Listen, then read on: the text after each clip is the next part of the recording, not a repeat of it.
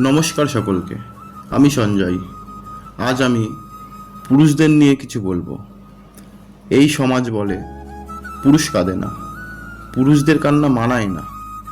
বেকার হয়ে শূন্য পকেটে ঘুরে বেড়ানো পুরুষ জানে, তারও কান্না পাই। স্বল্প মাইনা চাকরি করে হাজারটা অসম্পূর্ণ স্বপ্ন নিয়ে ঘরে ফেরা পুরুষ জানে চোখের জলের রং কতটা বিবর্ণ। মধ্যবয়সী হাজারো চাপ ও দায়িত্ব বয়ে নেওয়া পুরুষ জানে বোবা কান্নার চাপা আর্তনাদ। লুকিয়ে বাস্তবতাটা কত কঠিন। পুরুষ কাঁদে নিঃশব্দে, নির্ভীতে, নির্জনতায়, সবার চোখের আড়ালে। পুরুষ মানুষ স্বভাবত চাপা স্বভাবের হয়। তাদের আবেগ, অনুভূতি কখনোই বেশি প্রকাশিত হয় না।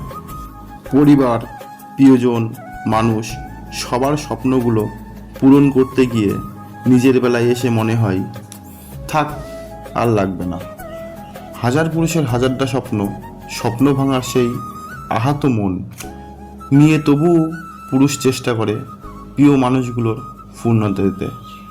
রোদটুকু নিজের হোক, ছায়ায় থাকুক পরিবার।